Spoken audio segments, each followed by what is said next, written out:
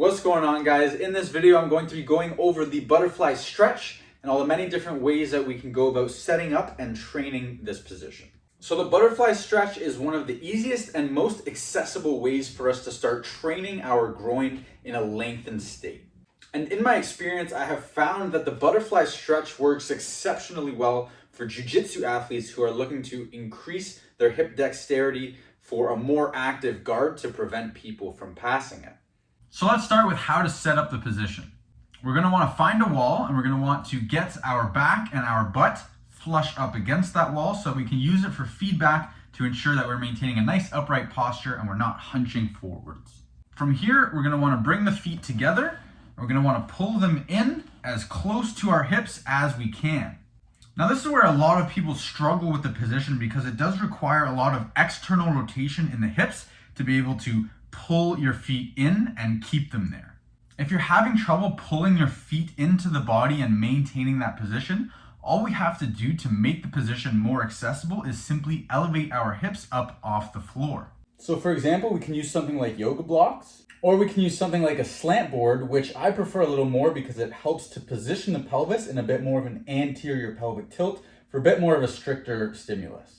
Once you're all set up in an appropriate position, we can then load the stretch by applying the weight to the outermost part of our thighs. Now, a couple quick tips when it comes to loading this position. I highly recommend that you use either kettlebells or dumbbells held vertically if you have access to them.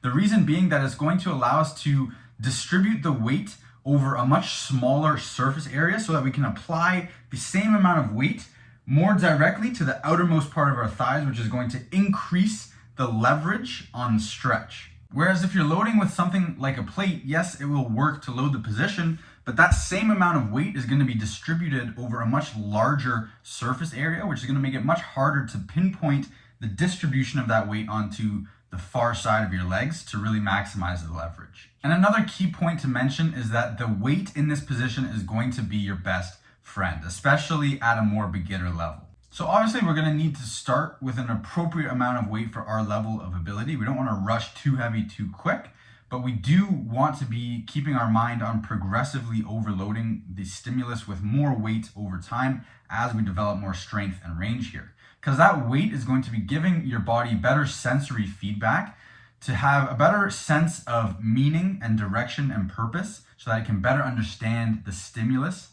and the adaptations that we're looking for it to make. Now, there's two main ways that we can go about training this position. We can either hold the loaded stretch statically and start to apply intervals of contractions, either contracting with the stretch or against the stretch, or we can perform repetitions moving that weight and taking it through our fullest range of motion.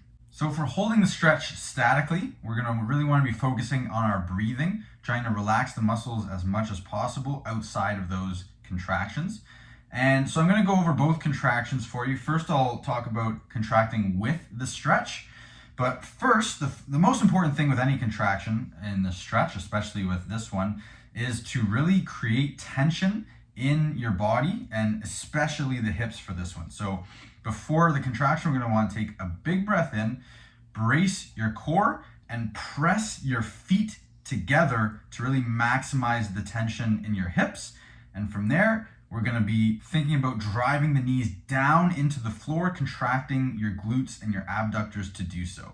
So it'll look like this.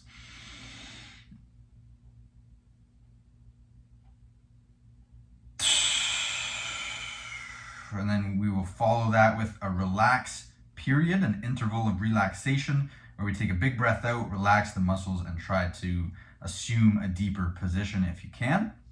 And the other contraction we're going to create is against the stretch. So what we're going to do there is think about contracting the groin and the adductors and lifting your knees up against the weight. And you can really push the weight down into your legs for this one to really maximally contract the groin and the adductors and really maximize the tension in the hips. And then again, follow that with a big breath out and a period of relaxation. And then if we're performing repetitions from this position, all we're doing is really lifting that weight as high as we can and then spreading the legs as much as we can. Again, we want to maintain that tension in the hips. So think about pushing your feet together, keep the core nice and braced. And at the bottom of every rep, you want to think about actively contracting with the stretch, pulling those knees down to the floor as best you can. And then we're lifting up. And at the bottom of every rep, you're really looking to pull yourself a little deeper and push those knees down towards the floor or into the floor if you have that range. And of course, the other option is to perform a combination of both repetitions and static holds. Now, when it comes to progressively overloading this position, the easiest place to start is just by simply adding more weight. But we can also think about progressing our position using the same weight that we're using.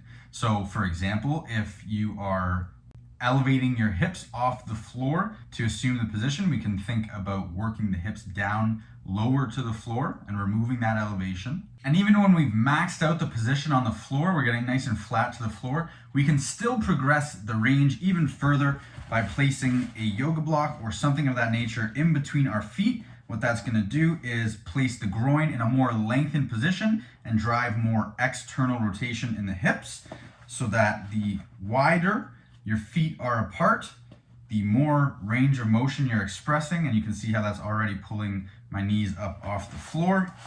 And the wider I go, the harder this position becomes, the more intense of a stretch I'm feeling, and the more we're going to be getting out of it. So I hope this video serves you well. If you did find it helpful, please hit that like button just to let me know, and be sure to absolutely smash the subscribe button if you're looking for more flexibility content just like this. Peace.